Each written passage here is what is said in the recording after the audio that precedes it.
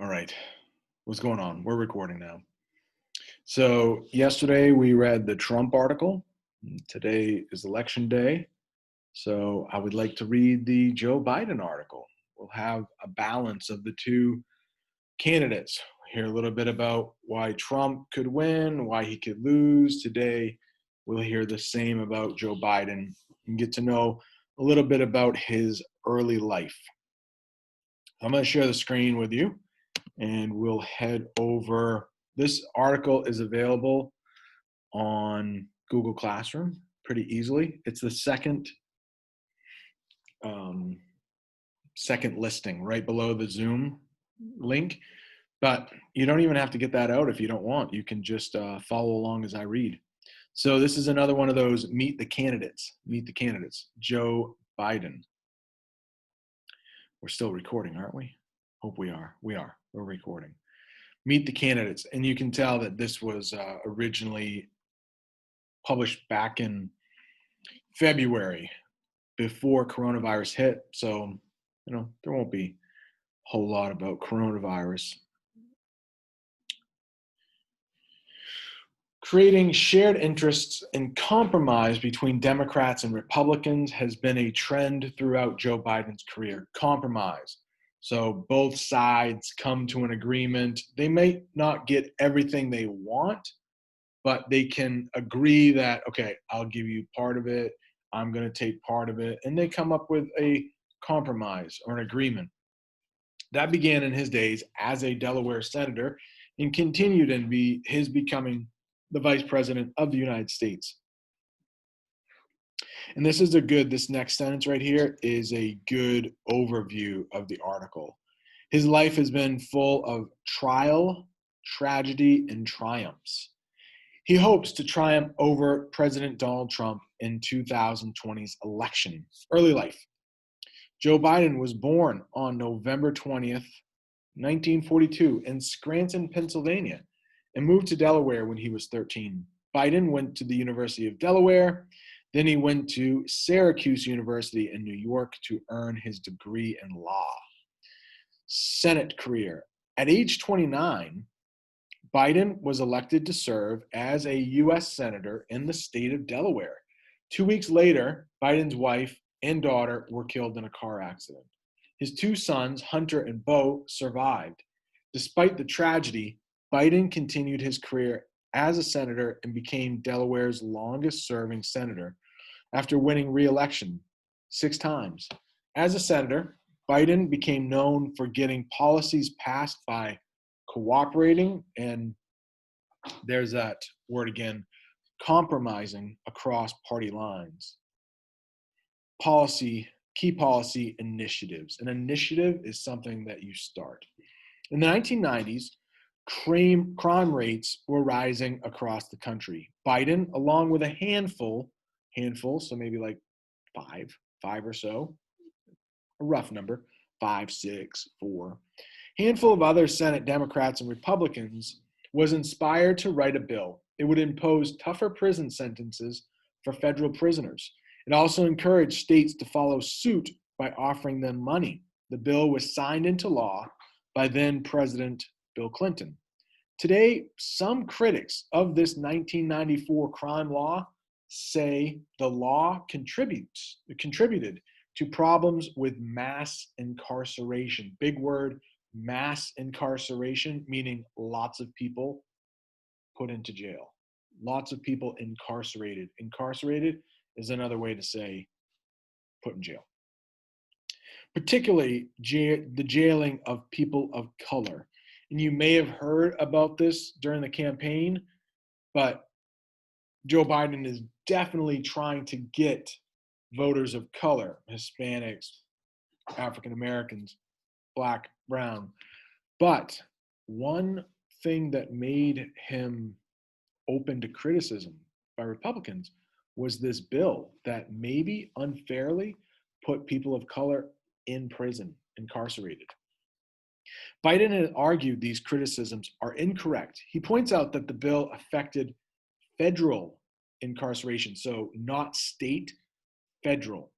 incarceration, and that mass incarceration is a state problem. Federal government happens in Washington. For us, the state government happens in Augusta. Somewhat related, but also a little different. Data shows that 88% of people incarcerated are in state prisons or local jails. Also, most states didn't take the government money. States and cities had started their own plans to increase punishments for crime. Parts of the bill also became the Violence Against Women Act, which continues to be supported by most Democrats today. Biden also served twice as the chairman of the Senate Foreign Relations Committee in 2001 to 2003, then again in 2007 2009. 2002, he voted to authorize military presence in Iraq. Later, he became critical of the U.S. involvement there. So you can see 2002, a little controversial. After September 11th, U.S. wanted to get revenge on those who brought down the Twin Towers. And there was a war that was started in Iraq because it was rumored that the president of Iraq, Saddam Hussein, had weapons of mass destruction and he wanted to use them against the US. Well, the US, under President George W. Bush, went into Iraq and really messed the country up. And Biden, voted to have that happen. And ultimately, we found out that they didn't actually have weapons of mass destruction. I think most people will, agree that Saddam Hussein was a horrible person, but maybe the U.S. going in to fight a war in Iraq, we didn't have enough evidence, possibly. Some people would criticize Biden for backing that up. The 2019 COVID outbreak resulted in an economic depression in the United States. Biden announced an initiative, so he's starting something to rebuild the American economy with his Build Back Better plan. Biden's agenda would include a $700 billion investment in American industries such as tech and medicine. The plan would focus on job creation to combat high unemployment numbers as a result of the coronavirus pandemic. Excuse me. Presidential bid. In August of 2008, Barack Obama officially selected Joe Biden to be his running mate in the race against opponent John McCain and his running mate, Sarah Palin. On November 4th, 2008, Obama won. As vice president, Biden became a vocal supporter of President Obama and fared well in approval polls. So that means when people are asked to fill out a poll or a questionnaire, do you like Joe Biden? Most people said yes, or more people said yes. More than, about 50%. Usually if they like the person, it's like, that's a pretty good rating. 50% or higher. Of course, the closer you get to 100%, the better. President Obama and Biden won 2 elections. Both served 2 terms as president and vice president. So Biden was vice president for 8 years. In 2015, during Biden's last term as vice president, his son, Beau, died of brain cancer. Devastated from the tragedy, Biden announced he would not run for president himself in 2018. Instead, he supported Hillary Clinton, who was running as the Democratic nominee. An active critic of Donald Trump, Biden announced in April 2019 that he would be running in 2020. He joined an already crowded Democratic field. Early Democratic Party presidential primaries and caucuses showed Biden competing for the front-runner position against Bernie Sanders. In the Super Tuesday elections held on March 3rd, 2020, Biden won a majority in 10 out of the available 14 states. He received 664 delegates.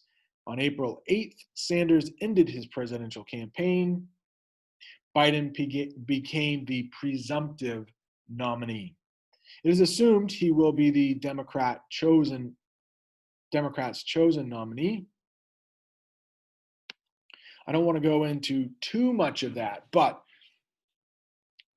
if, let's just say, the Democrats, because they were the ones picking this year, not the Republicans, since Donald Trump was the incumbent and could run again.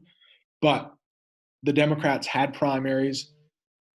Our guy here, Joe Biden, became the nominee.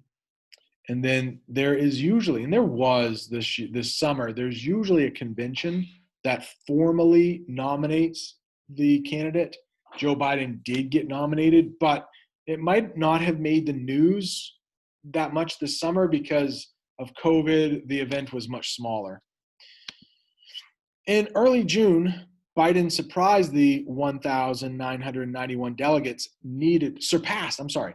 In early June, Biden surpassed the 1,991 delegates needed to win the Democratic Party's presidential nomination and remains the only candidate to do so. On August 11th, California Senator Kamala Harris was announced as his vice presidential running mate. And just like with the last article we read on Trump, here are two sections that end the article about why Biden could win and then why Biden could not win. In a country where party lines have never seemed more decisive, so there's Democrats and Republicans, very few people who are independents in the middle, supporters of Biden are excited for a candidate that seems a bit more moderate in his views. So he's not like very left wing. I think most people would consider Bernie Sanders to be very left wing. Biden and Harris are more like towards the middle. They're not so liberal for Democrats. But of course, compared to Trump, they're very liberal. If you're liberal or conservative, there's a spectrum. So somebody could be very, very liberal. Someone could be very, very conservative, but they could be kind of closer to the middle. A lot of people think that Biden is closer to the middle. Former candidates like Bernie Sanders and Elizabeth Warren pushed for dramatic shifts in American policy, government expansion. So Biden's policies seem more familiar. Much of his campaign is based on around continuing the work he had already been doing alongside President Obama. Some voters also have been drawn to Biden's ability to reach across the aisle, work with Republicans, build relationships with Republican lawmakers. They hope that a moderate candidate like Biden could unite moderate voters with Democrats in the general election. He could take the race from the divisive, divisive means dividing. So President Trump usually divides people. They're either really, really for him or really, really against him. President Trump, his supporters believe, Biden has received many endorsements from Republican politicians and organizations.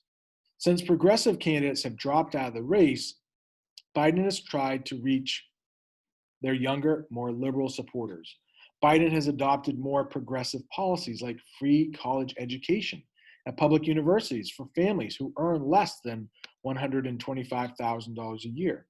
National protests broke out in May in response to George Floyd's death as a result of police brutality. Since then, Biden has said he supports reforming policing institutions. However, he does not want to refund the police. Can you hear that? Somebody just received an old-fashioned phone call. Hopefully you can't hear that. Why Biden could lose. Biden was the front runner in the polls from the beginning. Partly because of this, he has gotten the most criticism of any Democratic candidate. He has been accused by multiple women of inappropriate behavior. And his son, serving on the board of a Ukrainian company, has raised questions about corruption. Beau Biden is Vice President Biden's son who has died. Hunter Biden is someone you might have heard of. Some will say that he got a job in Ukraine making lots of money, and the only reason he got that job was because his dad was vice president. Several women claim that Biden hugged or kissed them without consent, made them feel uncomfortable. Biden initially denied these allegations. He then issued a mild apology saying, "I'm sorry, I didn't understand more. I'm not sorry for anything that I've ever done. I've never been disrespectful intentionally to any man or a woman, to a man or a woman. Biden is also being examined for his son Hunter Biden's role as board member at a Ukrainian natural gas company called Burisma Holdings Limited. Hunter Biden told ABC in an interview that he now realizes that it was unwise to join the board of a foreign company during his father's time as president. Still, the younger Biden denied that he did anything unethical or against the rules. Joe Biden echoed his son's denials. He argued that while his son served on Burisma's board, he also helped to fight corruption in the country of Ukraine. Many Republicans, including President Donald Trump, have called for a formal investigation into the Biden's relationship with Ukraine. Beyond any media controversy, Biden may lose the election based on his moderate policy proposals. He also could have trouble getting young people to turn out the way they did when he ran with President Barack Obama. Polls show young voters backing progressive candidates like Sanders and Warren who want more change. So according to this article, younger people want candidates that are more to the left, like Sanders and Elizabeth Warren. There is some fear that a moderate candidate like Biden will lose to President Trump in the general election, just like Hillary Clinton did in 2013. Even with a more progressive platform, Biden may lose the election based on the perception that he is a moderate. He may not be able to get as many young voters as he did with President Barack Obama. The COVID-19 pandemic forced Biden to move his campaign almost entirely online. Some pointed out that Biden campaign's inability to connect with young voters on social media. Many Americans have also raised issues with how the pandemic will affect the November election. Some voters may be unable to vote by mail or to go to the polls because of health concerns. This article was recently updated July 28th. So just a couple things that have happened since this article was published. Biden, you may have noticed, has been out on the campaign trail more since the election is getting closer. And it's broken a record of the number of people who have voted by mail. So those things may benefit Biden. We will know soon, November 3rd. I don't think we will know tonight. I think when we wake up in the morning tomorrow, could be just a bad prediction, but I predict we will not know who the president is for several days. So I hope you've enjoyed this article. It's a lot of information in there, which is why I recorded this. You want to watch it a couple of times. That is great. Might be a little bit of homework, but then we will talk about CNN 10 for Election Day. All right. Thanks for watching. See ya.